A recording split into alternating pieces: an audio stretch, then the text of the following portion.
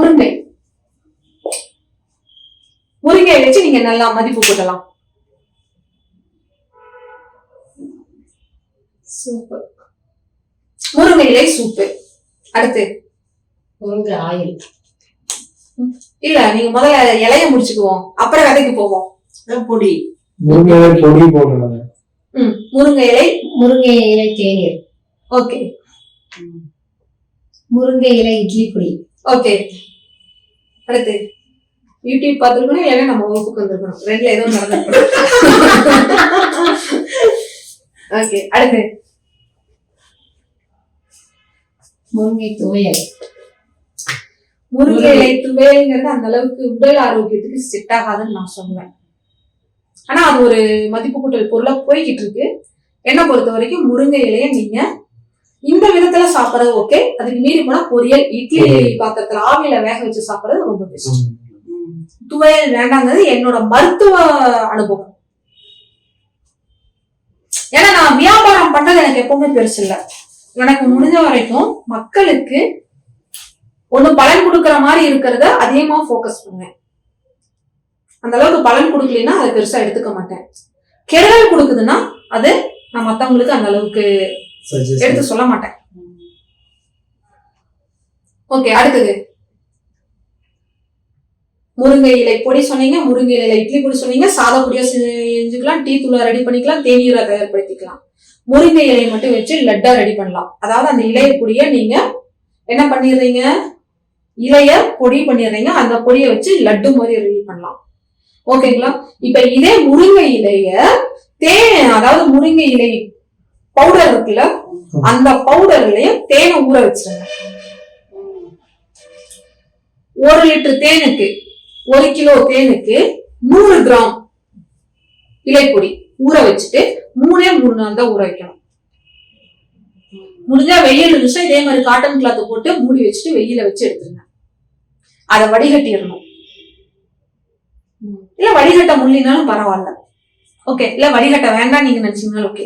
அதை சாப்பிட்டு பாருங்க, பேக் பெயினுக்கு செம ரிசல்ட் கிடைக்கும். ஓகேவா? சரி. அடுத்தது அதே முருங்கை இலையை வச்சு இன்னும் முருங்கை இலையே முடிக்கல. அடுத்தது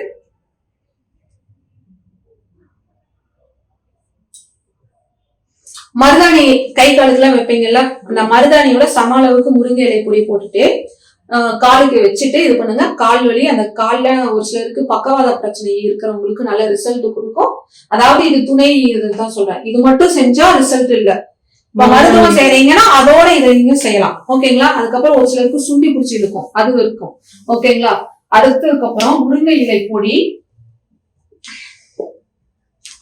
சென்னாய் இறுதி பொடி, வெள்ளை மஞ்சள், இந்த 3ஐயும் சம அளவுல போட்டு புளியல் பொடியாது பண்ணாங்கன்னா கண் திருஷ்டி பிரச்சனை எந்த அளவுக்கு இருந்தாலும் சரியாயிடும். இதோட கருப்பு புளியும் பால் சாம்பாரையும் சேர்த்துக்கிட்டீங்கன்னா நீங்க கண் திருஷ்டி பொடிய தூபமா பயன்படுத்தலாம்.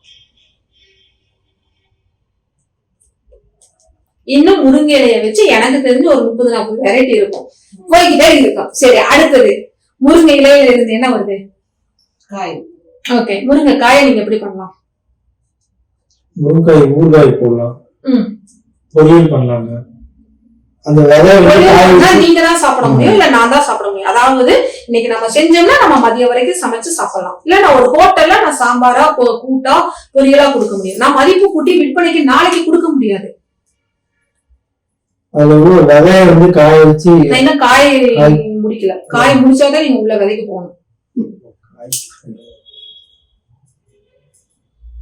முருங்கைக்காய் சூப்பு. முருங்கைக்காயில நீங்க சூப்பு செய்யலாம். சரிங்களா? அதே முருங்கைக்காயில வத்தல் செய்யலாம், முருங்கைக்காயில ஊறுகாய் செய்யலாம். ஓகேங்களா? அந்த முருங்கையோட அந்த உள் பகுதி சதை இருக்கு பாத்தீங்களா, அதை மட்டுமே எடுத்து நீங்க ஊறுகாய் செய்யலாம். அதை மட்டும் தனியா எடுத்துங்க. இல்ல முருங்கைக்காய டோட்டலா நீங்க கொஞ்சம் ஆவியில வேக வச்சுட்டு ட்ரையர்ல வச்சு எடுத்துட்டு டோட்டலா பவுடர் பண்ணிட்டு முருங்கைக்காய் சூப் பவுடரா தனியா கொடுக்கலாம். அந்த முருங்கைக்காயில நீங்க L4 L5 சம்பந்தப்பட்ட பிரச்சனைக்கு கொடுக்கலாம், பேக் பெயினுக்கு கொடுக்கலாம், சிசேரியன் பண்ணதுக்கு அப்புறம் வர முதுகு வலிக்கு மிக சிறந்த ஒரு மருந்து. சரி. ஓகே. அடுத்த முருங்கை விதையை நீங்க எண்ணெயா கொடுத்துக்கலாம். அந்த எண்ணெயை மூட்டு வலிக்கு தயார்படுத்தலாம், ஹேர் ஆயிலுக்கு பயன்படுத்தலாம், கண்ணுக்கு கீழே இருக்கிற கருவளையத்துக்கு சரி செய்யலாம், முகத்துக்கு நல்ல ஒரு ஃபேஷியலுக்காக நீங்க கொடுக்கலாம்.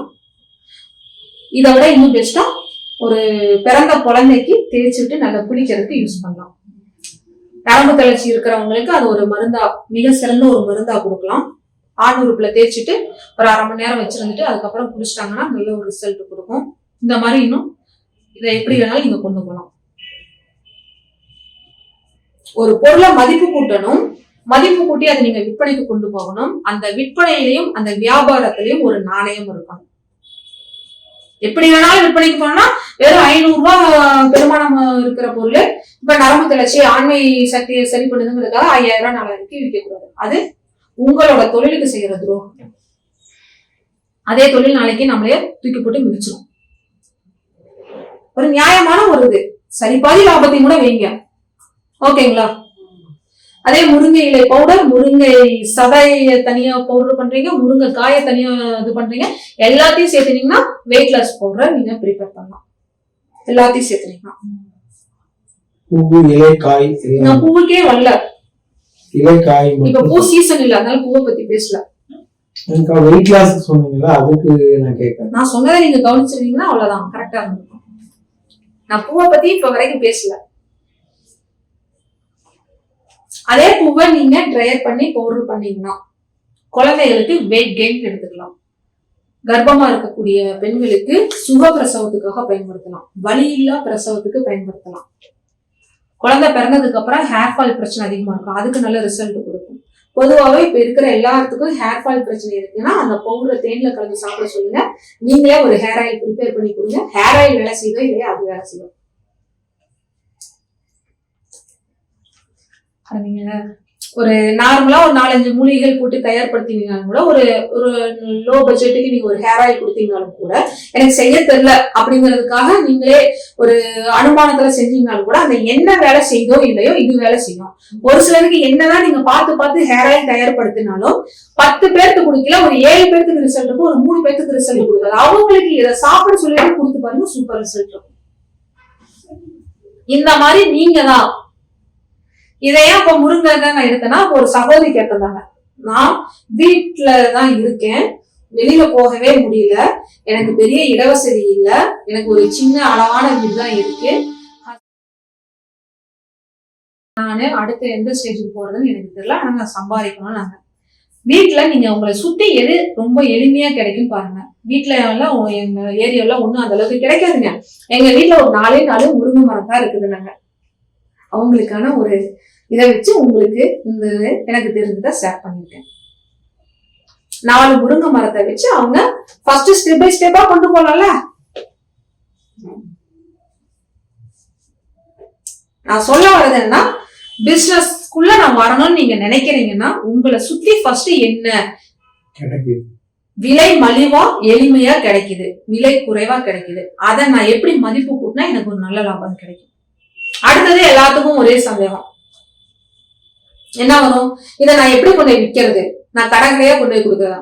ஆன்லைன் மார்க்கெட் மட்டும்தான் இப்போதைக்கு உங்களுக்கு கை கொடுக்கும். ஏன்னா என் வீட்டுல 4 செடி மரம் இருக்குங்கிறது தெரியும்.